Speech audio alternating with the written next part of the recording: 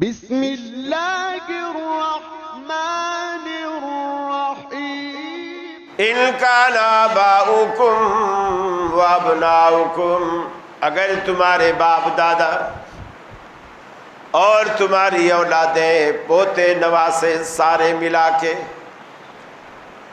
و اخوانکم اور تمہارے بھائی بہن، و ازواجکم تمہاری بیویاں گھر والیاں، و عشیرتکم تمہارے خیش قبیلے خاندان،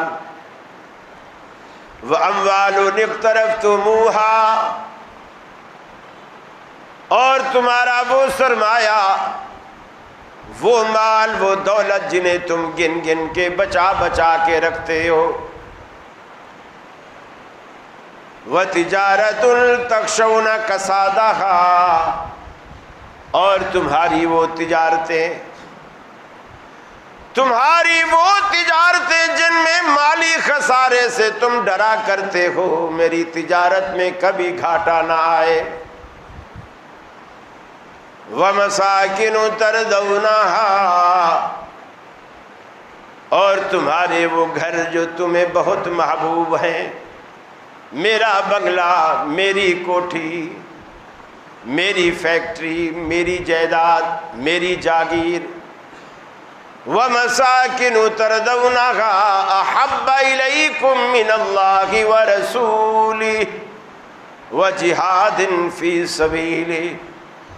تین باتیں اللہ رب العالمین نے ساری چیزیں گنوانے کے بعد آگے تین باتیں فرمائیں۔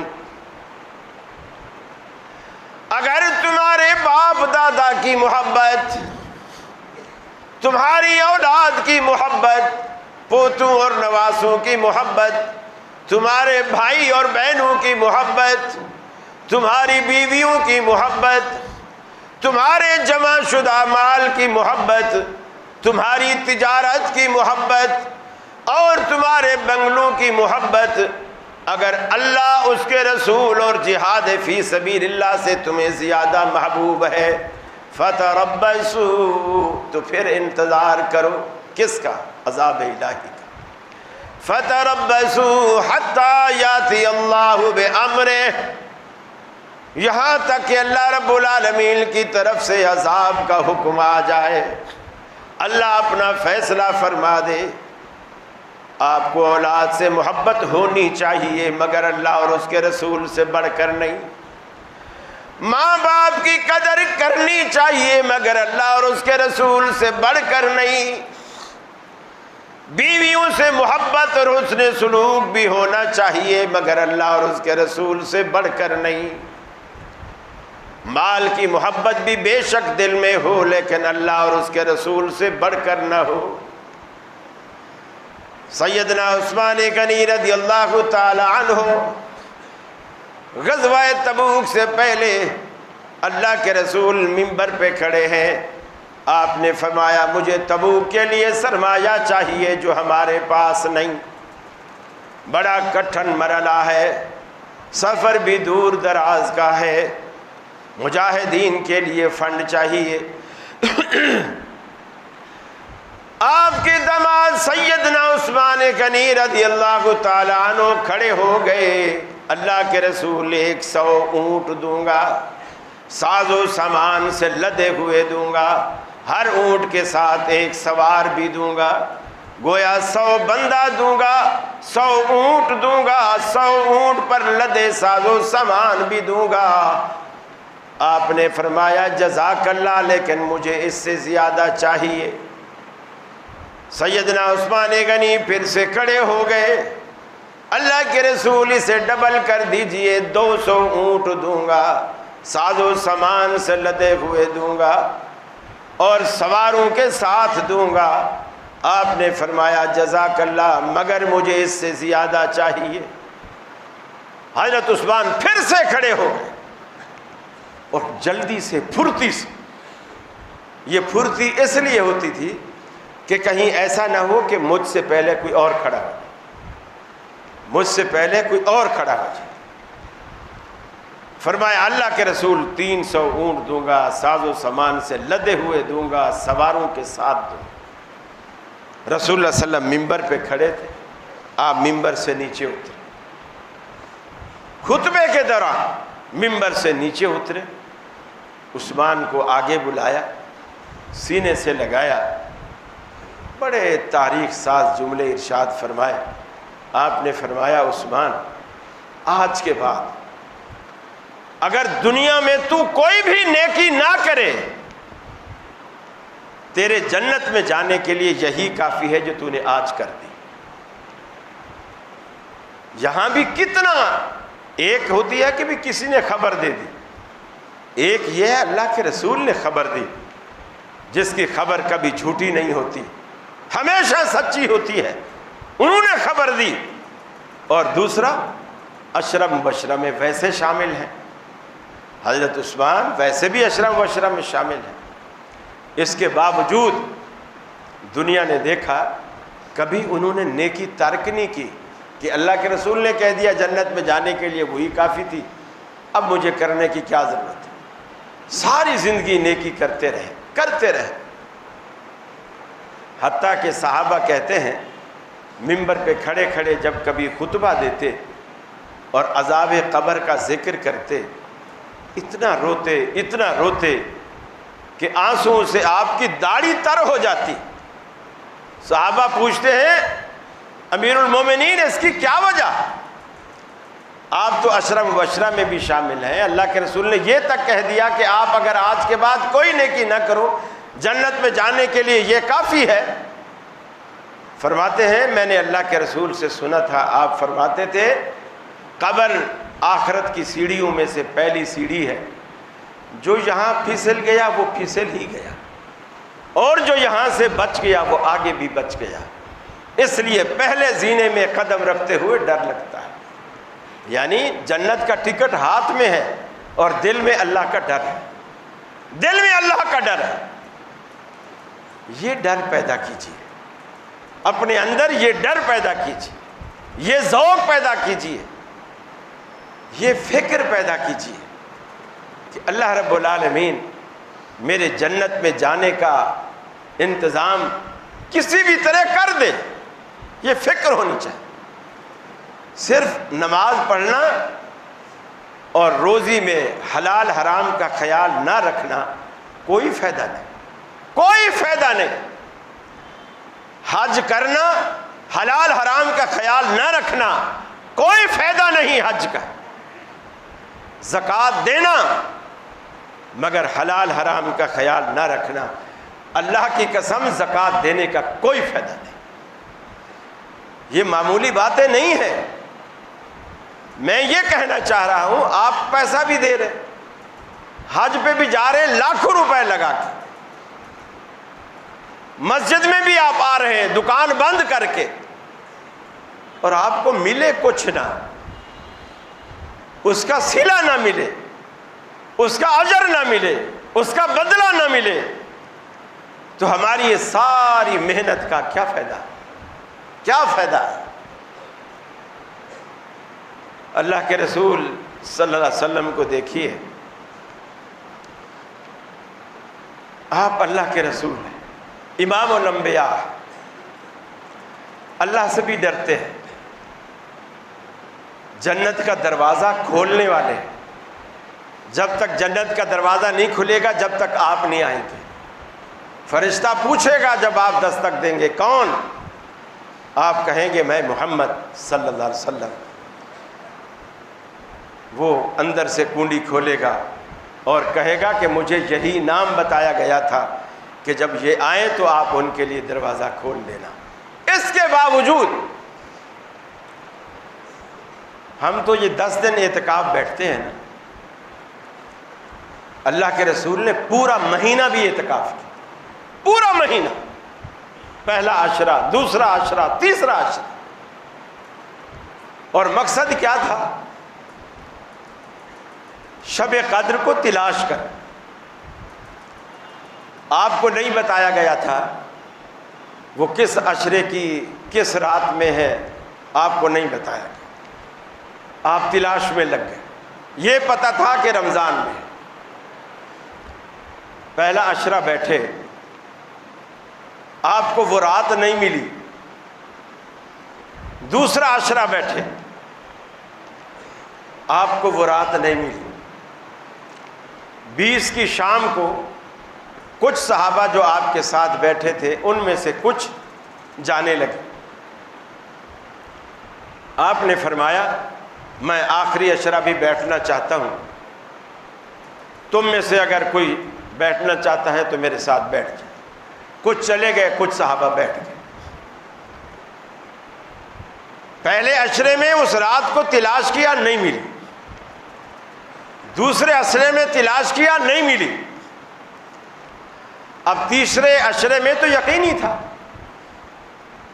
تھا کہ اس میں ہے. آپ بیٹھ گئے.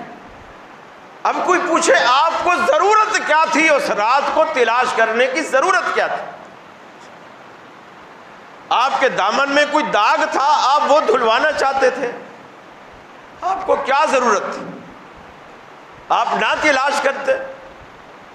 آپ تو پھر بھی اللہ کے قریب ترین مقرب بندوں میں سے تھے, لیکن آپ نے تلاش کیا. اصل میں یہ فارمولہ ہے, جو بندہ اللہ کے جتنا زیادہ قریب ہوتا ہے وہ اللہ سے اتنا زیادہ ڈرتا ہے, اتنا ہی ڈرتا ہے. اور جو بندہ اللہ سے جتنا زیادہ دور ہوتا ہے وہ اتنا ہی اللہ سے بے خوف اور نڈر ہوتا ہے. اس کے دل میں اللہ کا ڈر نہیں ہوتا. آپ نے آخری عشرے میں تلاش کیا, آپ کو وہ رات مل گئی. وہ رات آپ کو مل گئی. آپ نے دل میں سوچا اچھا میں دن کو صحابہ کرام کو بتاؤں گا. آپ پر مسجد میں جب دوبارہ آئے صحابہ کو بتانے کے لیے, وہ کسی مسئلے میں الجھے ہوئے تھے, بحث کر رہے تھے.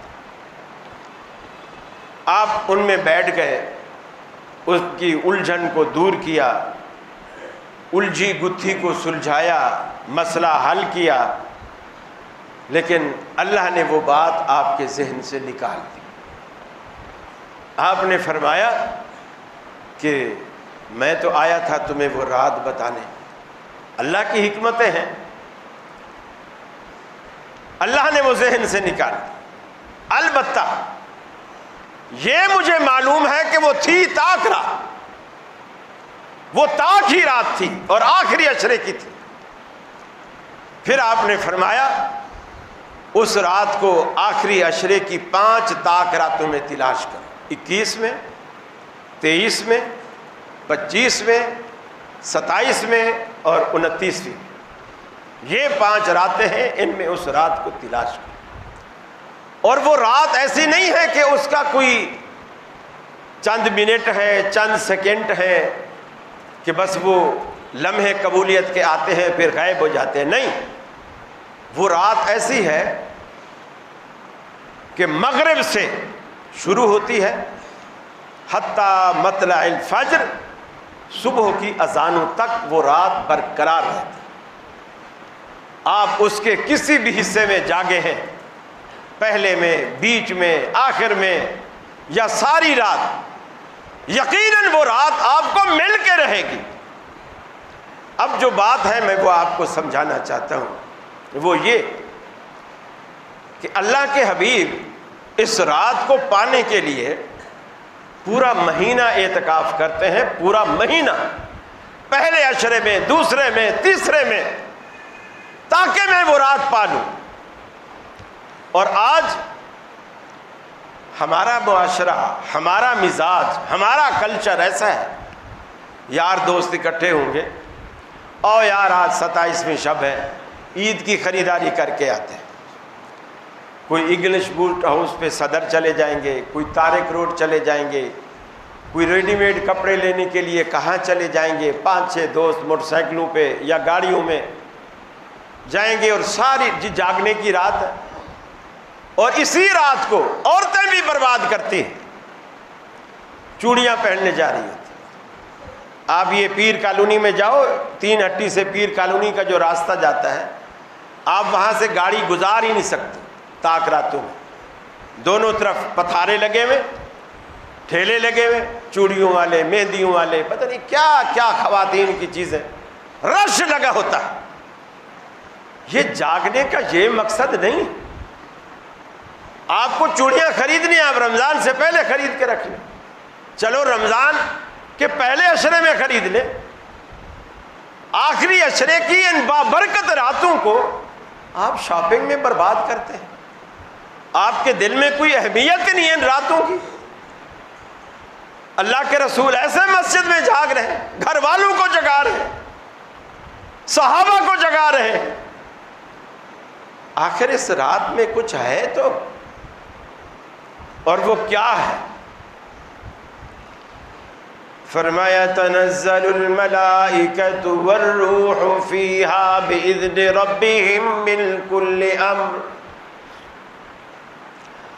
آسمانوں سے رب العالمین فرشتے اتارتا ہے جبریل امین کی قیادت میں۔ جبریل امین بھی دنیا پہ اترتے ہیں، فرشتے بھی اترتے ہیں۔ بعض روایات میں آتا ہے بیت اللہ کی چھت پر جھنڈا گاڑ دیتے ہیں، فرشتے پوری کی پوری دنیا میں جہاں جہاں یہ رات ہوتی ہے پھیل جاتے ہیں۔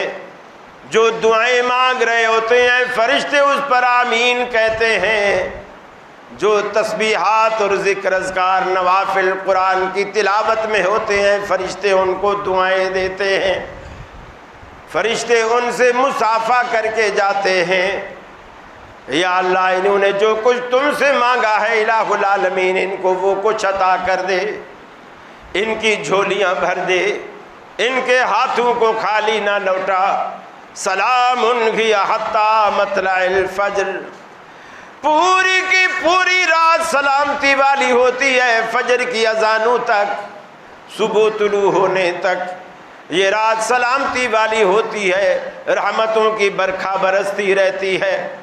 اب اس بارش میں جو بھی نہا لے، جو بھی نہا لے، ایک قطرہ بھی اس بارش کا آپ پر پڑ گیا نا، بس آپ کی دنیا بھی سنور گئی، آخرت بھی سنور گئی۔ آپ کتنے پاپڑ بیلتے ہیں دنیا میں، کتنا پیسہ خرچ کرتے ہیں، کتنا پیسہ خرچ کرتے ہیں، میرا یہ کام ہو جائے، میرا یہ کام ہو جائے، افیسروں کو اس کو کیا کیا آپ رشوتوں کی آفر کرتے ہیں، لیکن ایک چیز بغیر رشوت کے، بغیر رشوت کے، بغیر کچھ کیے، ایک ہی راہ، صرف اللہ کا ایک ہی مطالبہ ہے آپ سے، میرے بندے مجھ سے سچے دل سے مانگ، بس مانگ۔ میں نے کب انکار کیا دینے سے؟ مانگ۔ اب تو مانگے بھی نہ، مانگنے سے بھی شرمائے، اور پھر کہے میری دعائیں قبول نہیں ہوتی۔ تو نے دعا قبول کی، تو نے دعا کی کب ہے کہ وہ قبول نہیں ہوئی؟ کب کی ہے تو؟ ان راتوں کو خریداریوں میں ضائع نہ کریں۔ دوسری بات، صدقۃ الفطر کا بھی یہ سیزن ہے۔ یہ جو مولوی کہتے ہیں نا کہ اکثر وہ جی عید کی نماز سے پہلے دینا چاہیے، 100% جھوٹ ہے۔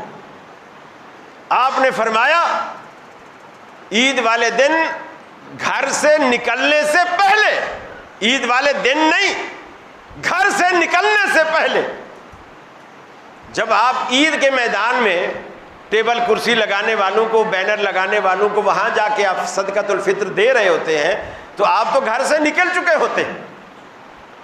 وہ آپ نے وہ بھی ایک آخری حد فرمائی کہ زیادہ لیٹ بھی اگر آپ ہو جائیں تو عید کے میدان میں جانے سے پہلے، گھر سے نکلنے سے پہلے ادا کر کے جائیں۔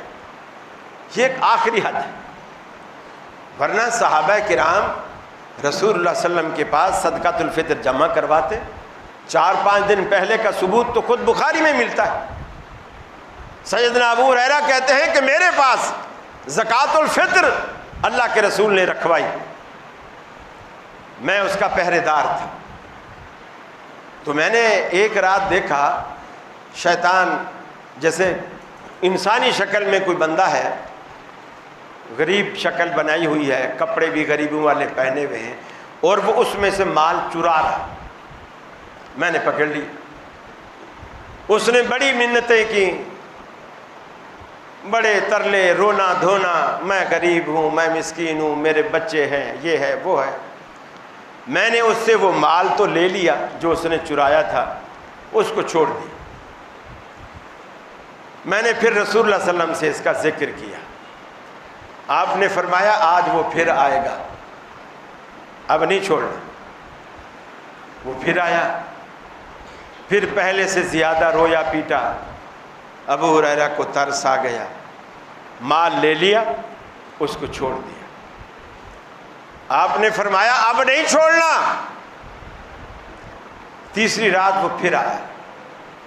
ابو ہریرہ نے کہا اب تو چاہے روئے چاہے پیٹے کچھ مرضی کرے، آج تو میں نہیں چھوڑوں، آج نہیں چھوڑوں۔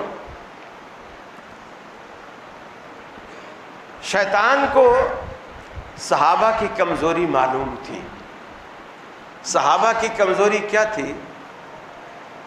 ان کو جنت میں جانے کا کوئی نسخہ مل جائے نا، بس صحابہ اسی پہ ڈھیر ہو جاتے۔ شیطان سے بچنے کا کوئی نسخہ مل جائے، صحابہ اسی پہ قربان ہے۔ شیطان نے یہی چیز دیکھ کر کہا ابو ہریرہ میں تمہیں ایک ایسی چیز بتاتا ہوں، اگر مجھے تو چھوڑ دے، وہ ایسی چیز ہے اگر تو اسے پڑھے رات کو تو فجر تک، فجر کو پڑھے تو رات تک، اللہ تعالیٰ تیرے مال کی، تیری جان کی، تیری عزت کی، تیری آبرو کی، تیرے گھر بار کی اللہ حفاظت کے لیے فرشتہ مقرر کر دیتا ہے، جو رات بھر تیری بھی، تیری جان کی بھی، آبرو کی بھی اور سرمایہ کی بھی حفاظت کرتا ہے، صبح پڑھے تو شام تک۔ ابو ہریرہ نے کہا ہاں اگر تو یہ چیز مجھے بتائے تو میں تجھے چھوڑ دوں۔ اس نے آیت الکرسی سیدنا ابو ہریرہ کو پڑھ کر بتلائی، آپ نے اسے چھوڑ دیا۔ رسول اللہ صلی اللہ علیہ وسلم کے پاس آئے، یہ ساری بات بتائی۔ آپ نے فرمایا وہ خود تو جھوٹا تھا لیکن یہ بات سچی کر گیا، یہ بات سچی کر گیا۔ کبھی کبھی جھوٹے بھی سچی بات کرتے ہیں، ضروری نہیں ہوتا کہ جھوٹا ہمیشہ جھوٹ ہی بولتا ہے، کبھی سچی بات بھی کرتے ہیں، لیکن اس کی تصدیق رسول اللہ نے کر دی۔ تو کہنے کا مقصد یہ تھا کہ 3 دن تک تو صدقۃ الفطر کو شیطان چرانے آتا تھا اور وہ اس سے پہلے رکھا ہوا تھا، تو کم از کم آخری ہفتے کے اندر جو آخری 5-4 دن بچتے ہیں اس کے اندر آپ صدقۃ الفطر کو ادا کریں۔ عید کے میدان میں جو آپ دیتے ہیں کسی کو بھی، وہ بھی اس وقت تو مستحق کو دیتا ہی نہیں ہے۔ مثلا آپ نے کسی ذمہ دار شخص کے حوالے کر دیا، اس نے اس وقت کسی کو نہیں دیا، ظاہر بات ہے وہ عید پڑے گا، عید کے بعد پھر واپس آئے گا علاقے میں، محلے میں، تو غریبوں کو ڈھونڈ کر یا بلا کر ان کو دے گا۔ اب یہ تو عید کے بعد ادائیگی ہو رہی ہے، جبکہ صدقۃ الفطر عید سے پہلے، گھر سے نکلنے سے پہلے ادا کرنا۔ یہ خوب اس بات کو سمجھیے۔ دوسری بات، یہ ایک حنفیوں کی دیکھا دیکھی، ہمارے اہل حدیث بھی اس ڈگر پہ چل پڑے ہیں، جی اس سال صدقۃ الفطر اتنے 100 روپے ہے، اس سال صدقۃ الفطر اتنے 100 روپے ہے۔ ہر بندے کے صدقۃ الفطر کی مالیت الگ الگ ہوتی ہے۔ جب آپ یہ اعلان کرتے ہیں کہ اس سال، مفتی منیب صاحب کا جنگ اخبار میں آ جاتا ہے فتویٰ، اس سال صدقۃ الفطر اتنا ہے، ٹی وی والے اس کو نشر کر دیتے ہیں، لوگ اس کو ادا کر دیتے ہیں۔ پہلی بات تو یہ ہے کہ احناف کا جو صدقۃ الفطر کا پیمانہ ہے وہ چھوٹا ہے، وہ کوفے کا پیمانہ ہے۔ امام صاحب علیہ الرحمہ چونکہ کوفی تھے، کوفے کا سا چھوٹا تھا، اور آپ صلی اللہ علیہ وسلم مدنی تھے، مدینے کا سا بڑا تھا، اور مدینے کا سا ہمارے 2.5 کلو کے برابر ہے۔ پھر اہل حدیثوں نے دیکھا دیکھی، اب مولوی جب پیسے کا حساب لگائے گا وہ اپنے گھر کا لگائے گا، آپ کے گھر کا نہیں لگائے گا، اس کو پتہ ہی نہیں آپ کیا کھاتے ہیں، اس کو تو اپنے گھر کا پتہ ہے ہم کیا کھاتے ہیں۔ تو یہ طریقہ بالکل غلط ہے۔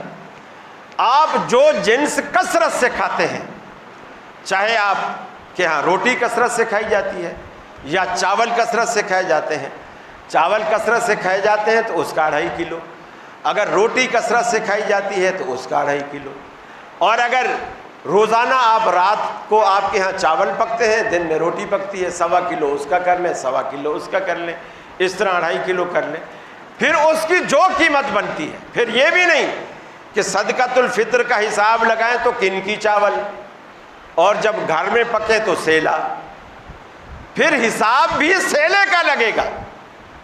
اس لیے میں کہہ رہا ہوں کہ یہ سلسلہ ہی غلط ہے کہ اس سال صدقۃ الفطر اتنا، ہر بندے کا الگ الگ ہے، آپ اپنا خود جا کے حساب لگائیں، اور یہ ہر بندے کی طرف سے، بوڑھا ہو، جوان ہو، بیمار ہو، صحت مند ہو، مرد ہو، عورت ہو، بچہ ہو، بالغ ہو، نابالغ ہو، حتیٰ کہ عید والے دن بھی اگر عید کے میدان میں اترنے سے پہلے گھر کے اندر کوئی بچہ پیدا ہوا ہے، اس کا صدقۃ الفطر بھی آپ کو ادا کرنا ہے۔ اگر کوئی مہمان آپ کے یہاں ٹھہرا ہوا ہے، پنجاب سے آیا ہے، آپ کا کوئی عزیز رشتہ دار ہے، اس کا صدقۃ الفطر بھی آپ نے دینا ہے۔ یہ دین کی بہت ہی واضح اور صریح باتیں ہیں۔